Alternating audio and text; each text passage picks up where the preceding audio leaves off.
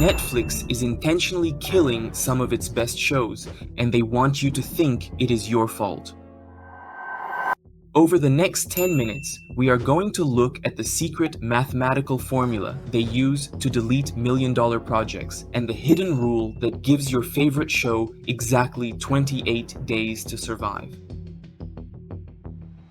If you are like most people, this has happened to you at least once. You sit on your couch, scroll through Netflix, and find a brand new series. The trailer looks amazing. You press play. By the end of the first episode, you are completely hooked. The acting is incredible, the story is deep, and the internet is flooded with glowing reviews. It gets a 90% score on Rotten Tomatoes.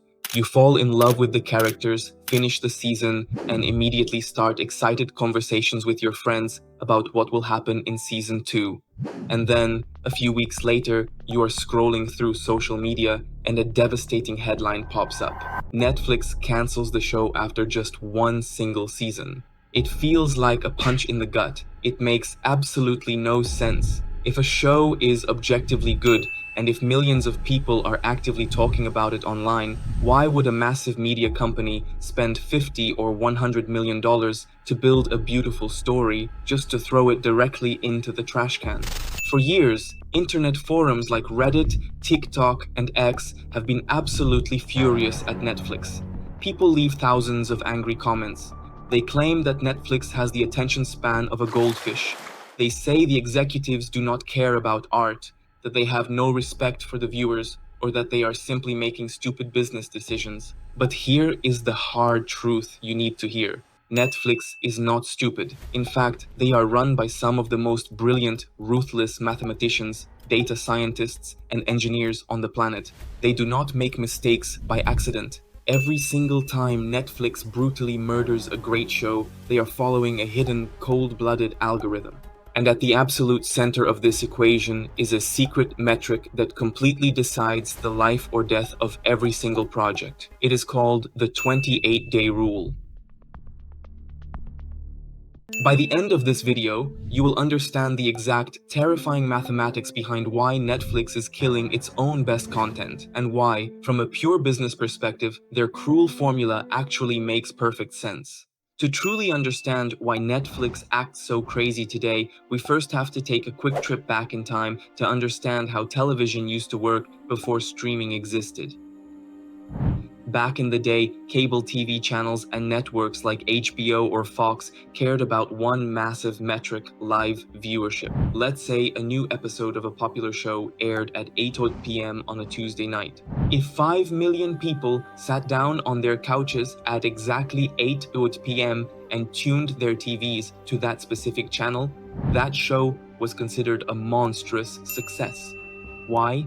Because giant companies would pay millions of dollars to display their commercials during those specific commercial breaks. The more live eyes on the screen, the more money the TV channel made from advertising. It was a very simple, straightforward business. Because of this, old-school television relied heavily on the weekly release model. You got one episode this week, one episode next week, and so on, stretching a single season across 2 or 3 months. This slow pace gave television shows a magical superpower: time to grow. If a show had a weird or complicated pilot episode, it did not matter if people were confused at first. Over the next 4, 5, or 6 weeks, people would talk about it at school, whisper about it at work, and write articles about it. Word of mouth was like a slow-burning campfire. By the time the season finale aired 2 months later, millions of brand new viewers had joined the crowd. But then, Netflix came along and completely flipped the table on Hollywood. In 2013, Netflix did something revolutionary. When they released their first major original shows like House of Cards, they did not release them week by week. They dropped every single episode of the entire season at the exact same second on a Friday morning. They single-handedly invented the concept of binge watching. At first, this felt like absolute magic for us, the consumers.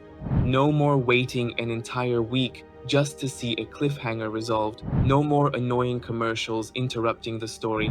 Just pure, uninterrupted entertainment pumped directly into our brains for 6 hours straight.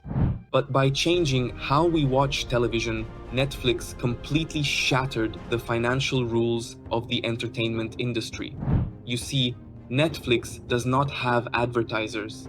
They do not sell commercial space for shampoo or cars. Instead, their entire business depends on one thing: monthly subscriptions. They need you to pay your subscription fee this month, next month, and every month for the rest of your life. And because they do not sell commercials, Netflix does not care at all how many people watch a show at 8 nooks p.m. on a Tuesday. They do not care about traditional ratings. They care about something much more precise and much more dangerous. This brings us directly to the ultimate weapon hidden inside Netflix's headquarters: the 28-day rule.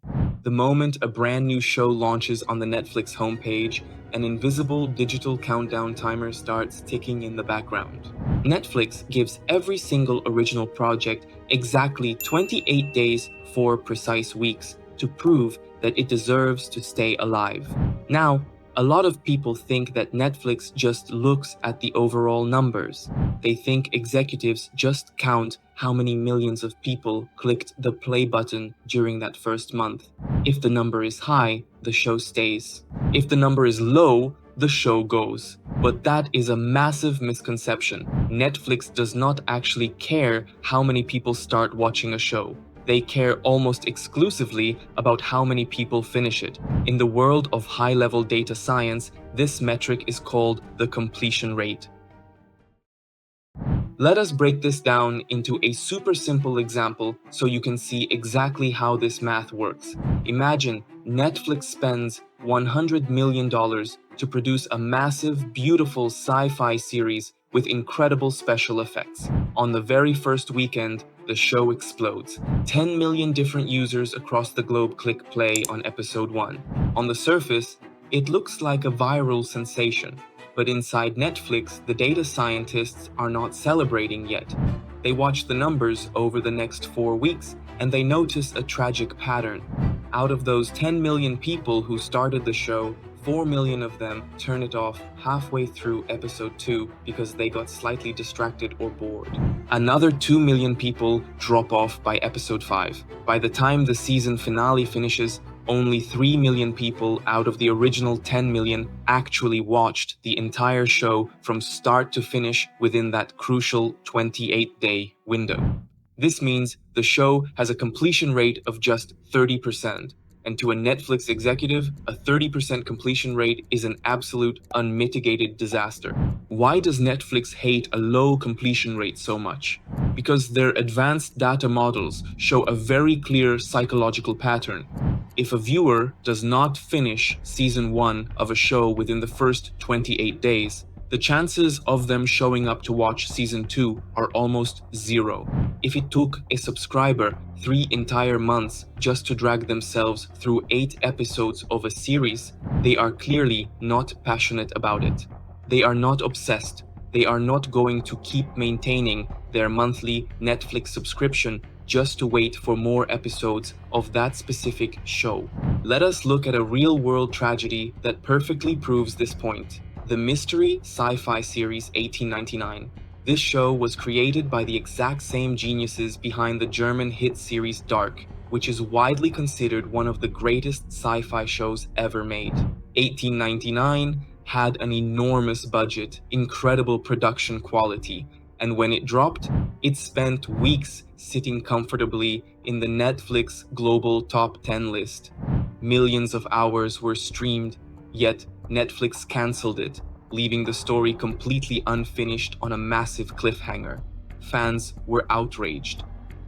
But when independent data tracking companies looked at the numbers later, the mystery was solved. The 28-day completion rate for 1899 was only around 32%.